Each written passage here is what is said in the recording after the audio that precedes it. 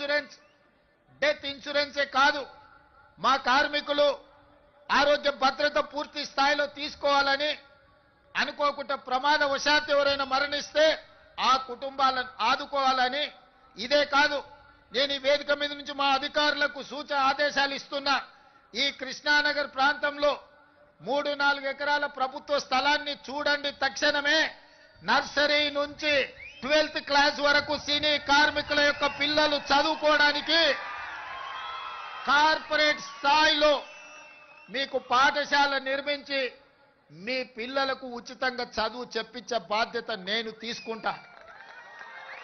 ఈనాడు మీ శ్రమ, మీ త్యాగం, మీ కన్నీళ్లు మీ పిల్లల భవిష్యత్తు కోసం, ఆ పిల్లల భవిష్యత్తు కోసం ఉదయమే బ్రేక్ఫాస్ట్, మధ్యాహ్నం మంచి లంచ్ పెట్టే బాధ్యత కూడా నేనే తీసుకుంటా. ఉదయం మీరు పని మీద వెళ్తే కనీసం మీ పిల్లలు నాష్టైనా చేసిండ్రా, కనీసం ఏమైనా ఒక గ్లాసు పాలు తాగినరా లేదా చూసుకునే పరిస్థితులు మీకు లేవు. అందుకే నాణ్యమైన బ్రేక్ఫాస్ట్ ఇవ్వడమే కాదు, ప్రతిరోజు వాళ్లకు పాలు ఇచ్చి, ప్రతిరోజు వాళ్ళకు బ్రేక్ఫాస్ట్ పెట్టి, ప్రతిరోజు మధ్యాహ్న భోజనం కూడా పిల్లలకు పెట్టి మంచి చదువులను అందించే బాధ్యత నేను తీసుకుంటా, రాష్ట్ర ప్రభుత్వం తీసుకుంటుంది. మీ పిల్లల చదువుల బాధ్యత నాది. అదేవిధంగా ఈనాడు రాజీవ్ ఆరోగ్యశ్రీ రాత్రి పగళ్ళు కష్టపడడం వల్ల, సమయానికి తిండి లేకపోవడం వల్ల, సమయానికి నిద్ర రాకపోవడం వల్ల నడి వయసులోనే ముసలితనంలో వచ్చే సమస్యలు, ఆరోగ్య సమస్యలు మీ కార్మికులకు వస్తున్నాయి. అందుకే రాజీవ్ ఆరోగ్యశ్రీతో పాటు మీ ఆరోగ్య సమస్యల్ని ఉచితంగా వైద్యాన్ని అందించే బాధ్యత రాష్ట్ర ప్రభుత్వం తీసుకుంటుందని చెప్పి ఈ సందర్భంగా కార్మిక సోదరులకు నేను తెలియజేస్తున్నా.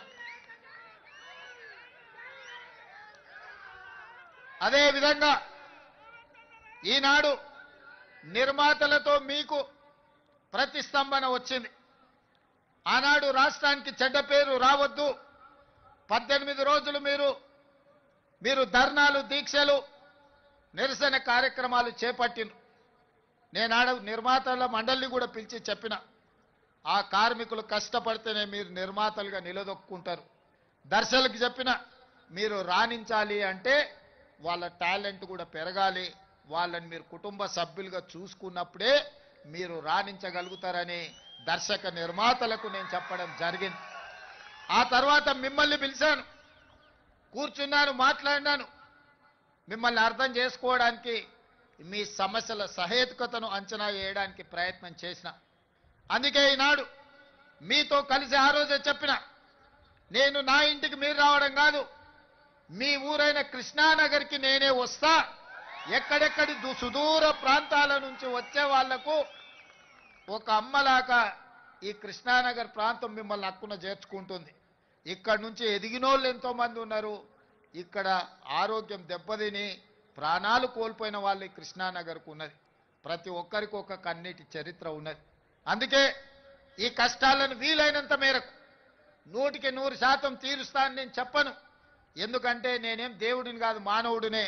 తప్పకుండా ప్రభుత్వం చేయగలిగిన పనులు తప్పకుండా చేసే బాధ్యత నేను తీసుకుంటా. అదేవిధంగా వేదిక మీద ఉన్న మిత్రులకు, మీ సంఘ నాయకులకు సూచన చేస్తున్నా, కార్మికుల కోసం ఒక వెల్ఫేర్ ఫండ్, ఒక వెల్ఫేర్ కోసం ఒక వ్యవస్థను ఏర్పాటు చేసుకోండి. దానికి రాష్ట్ర ప్రభుత్వం నుంచి అప్ ఫ్రంట్ గా 10 కోట్ల రూపాయలు ఆ వెల్ఫేర్ ఫండ్ కింద నేను డిపాజిట్ చేస్తా. కష్టాలలో ఉండి కష్టాలలో మరణించే కార్మికులను ఆదుకోవడానికి ఆ నిధిని ఉపయోగించండి. ఇదే కాదు, ఈనాడు మీ శ్రమతో ఏర్పడే పెద్ద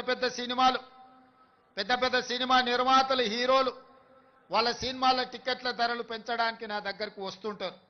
నేను నిర్మాతలకు చెప్పిన, మరి పెంచిన దాంట్లో కొంతైనా కార్మికులకు వాటా ఉండాలి కదా అని.